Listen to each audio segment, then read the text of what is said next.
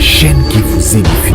Ba oyo nde baza baponami na nga mai eza mokili bana kati ya mokili me makambo ya mokili ezo envahir bango te.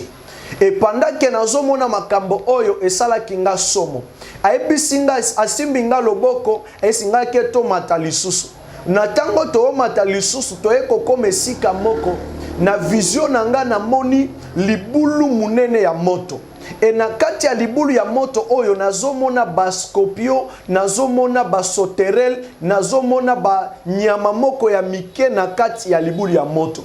Et pendant que namoni ba nyama oyo na insiste kotala namoni batu na kati. Batu oyo namona ki bango bazozika bazoyoka chaleur ya moto me bazokufa te. Bazoganga me bazokufa te. Ce qui m'a étonné c'est quoi? Na kati ya bato oyo namoni bato mosusu balati bilamba lokola basali ya nzambe. Balati ba col pastoral, ba mosusu balati ba toge lokola ba père ya couvent, ba mosusu lokola ba sœur, ba mosusu na ba chemise en col pastoral lokola ba évêque na ba chapeau na mutu. Et ça là kinga kokamwa. Nebisi nzambe. Pourquoi oyo baza basali ya nzambe? Pourquoi Éternel Dieu tu peux permettre que bato yo basale la ki na mokili ba mikuta na esika ya boye? Et directement na yoki muto oyo za pembe na nga kolakisanga azobisanga ebisinga Daniel batu oyo za basali ngande na ponaki bango mais par rapport ya sentiment na bango moko pona envie ya mokili oyo yango nde baye ko se retrouver na kana bisika wana. Là j'ai compris que Zaba Sali Mosusu oyo Zamba ponaki bango me babungi nzela par rapport ya koluka intérêt ya mokili. Je vais parler à un serviteur de Dieu Oyazoyo Kanga, mon collègue serviteur de Dieu, tika la ferme nanzambozo salela, sois fidèle avec ton Dieu, n'envie les choses qui étaient entrées spirituellement et kobima kaka spirituellement. Biloko molimo et kokobimate physiquement bien aimé. Mutu azalaki na esprit ya serpa bolongo lié serpa, ça va. Ce que mutu yazana esprit ya lion. Est-ce que boko longola yepe lion na kati ya kit? Mutu azana esprit ya femme de nuit. Est-ce que boko longola pe femme de nuit bo pesi kit? L'esprit de la personne de Dieu m'a dit batu oyo komona bango na symbole ya boye yebake baza batu oyo ba dérouter janzela. À partir ya makambo oyo nde na yaki kokamwa na moni mosusu azalaka musicien pe azaka na commune alimete azape responsable na kana église mais na kamu komona ina moto na moni mosusu azape musicien azape responsable na église ana commune ya Kinshasa bazalaki ya collaboration d'ailleurs na ndeko mosusu bo na limete mais na yeko kamwa komona ina kana moto ne komona mosusu na lingi teke na tanga bakomo ya basana nzambe parce que la Bible dit dans Lévitique que tu regarderas un sacrificateur comme un saint. Na lingi tena tanga bakomo na bango mais na lingi na bisaka bana ya nzambe que toza la prudent to mema mate na ba influence ya kolanda ke kuna nde bazo sandisa batu nyoka kuna nde bazo fwa na yo likolo ya parole de Dieu. La Bible dit vous connaîtrez la vérité et la vérité vous affranchira. Et ça la kinga somo komona lolenge ya basali o nazalaki ko envier o nazalaki ko lula bango lokola mutu menzambe kolakisa nga na kati ya moto. La Bible dit le jour là beaucoup diront Seigneur tokumisaki yo to adoraki yo mais il va dire bokene mosika na ebibinote basali ya lokuta. Mon frère, ma soeur, na ebitozola mission o peut-être oza parmi basali oyo nzamba ebisinga na ebisayo avec tout le respect na ba grade na ba responsabilité oza nango na eko ebisayo que répands-toi, Jésus-Christ revient bientôt. HP Media, la chaîne qui vous édifie.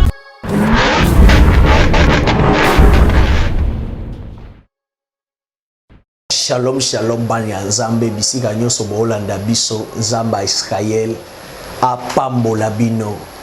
Merci mingi na bandeko nyonso oyo bazwaka chance petan ya ko disposer tango na bango po ya kolanda biso. Nzambe na Israël apambola bino. Merci na ba oyo bazosunga biso na technique. Merci na Moussa na Nzambe, Papa Fabrice. papa Charlie basa na nzambe nyoso papa Dede ba oyo baza kosunga eke mosala na nzambe to message ya nzambe ekende partout zamba pambola initiative ya chaîne oyo EHP Media ezo sunga biso ke ata soki toza na capacity ya kokoma na Canada te mais tozo koma na Canada au travers chaîne oyo yango Zambe n'Israël apambola bino na kombo na Yesu Kristo. Na pesi bino lisusu mbote eza ya bino le prophète Daniel Assoumani les eaux de l'Éternel.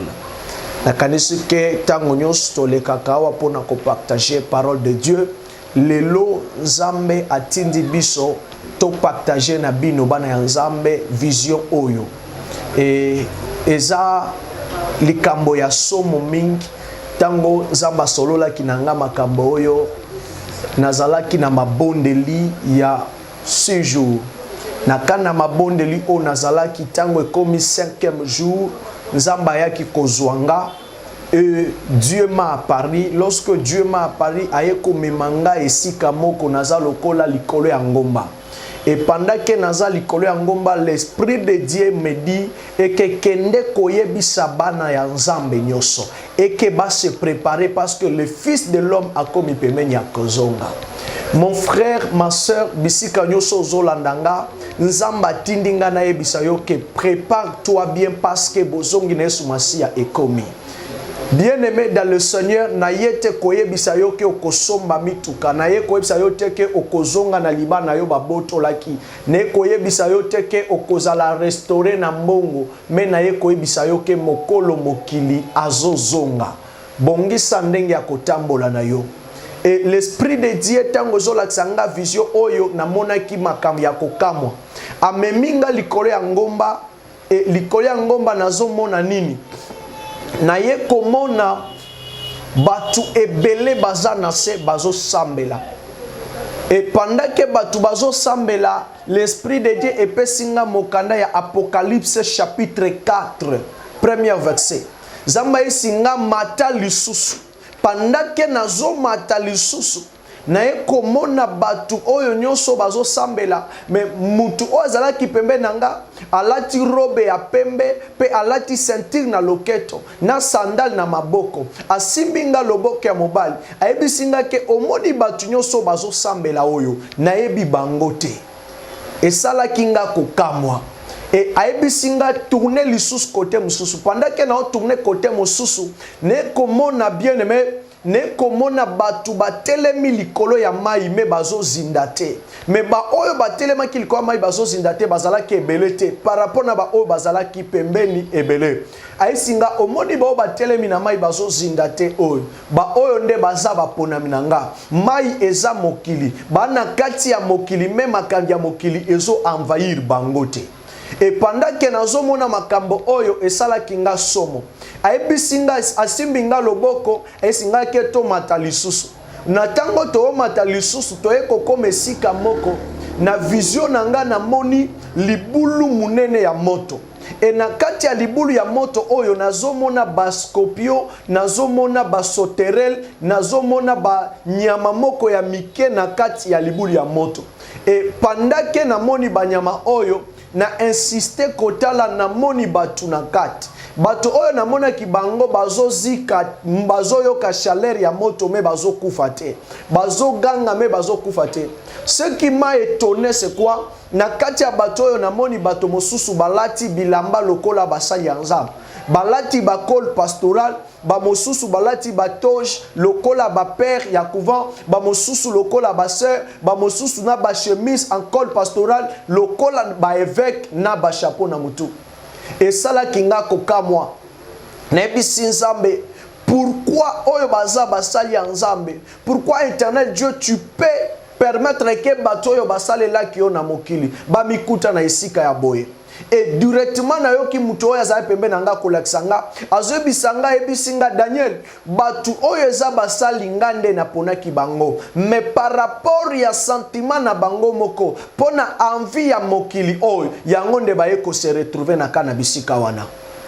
Là j'ai compris que zaba sali mosusu oyo Nzamba ponaki bango me babungi nzela par rapport ya koluka intérêt ya mokili. Je vais parler à un serviteur de Dieu, Oyazoyo Kanga, mon collègue serviteur de Dieu, Tika la ferme Nzambozo Salela. Sois fidèle avec ton Dieu, n'envie rien parce que Nzamba akia kofuta mutu na mutu, kokokana na mosala na ye.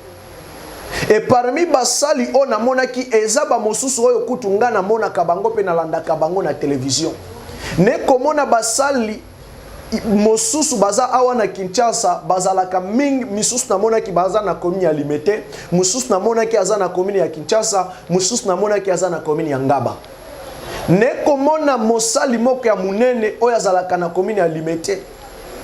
Azaba oba oyo ngamo ko pe na imita nazalaki kolinga e mingi. Nazala kolobela Nzambe ke soki na komi na Kinshasa awa na kende pa na ya sambela pona nga. Nazalaki kolanda ye na télévision na mona ka ba makambo Nzambe asalaka na nzana ye nazomona ba miracle nebisi Nzambe même moto ya za moto ya miracle aza moto ateaka loba makasi mais pourquoi mikuti awa Nzamba ebisinga ke sika nyonso zokende soki omoni moto azo sambela po ya moto mutu azalaki malade abimisi eloko na kati ya nzoto ya moto yebake mutu wana aute sika ya Nzambe te. Les choses qui étaient entrées spirituellement et kobima kaka spirituellement biloko molimo ekoko bimate physiquement bien aimé. Mutu azalaki na esprit ya serpa bolongo lié serpa ça va. Siko mutu azana esprit ya lion. Est-ce que boko longola yepe lion na kati ya kit? Mutu azana esprit ya femme de nuit. Est-ce que boko longola pe femme de nuit bo pesi kit?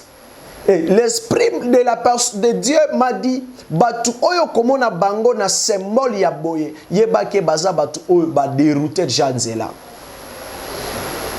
À partir ya makambo oyo nde na yaki kokamwa na moni mosusu azalaka musicien pe azaka na commune ya Limete azape responsable na kana église mais na kamu komona ye na moto na moni mosusu azape musicien azape responsable na église ana commune ya Kinshasa bazalaki ya collaboration daye na ndeko mosusu bo na Limete mais na ye kokamwa komona ye na kana moto ne komona mosusu na lingi teke na tanga bakombo ya basana Nzambe parce que la Bible dit dans Lévitique que tu regarderas un sacrificateur comme un saint.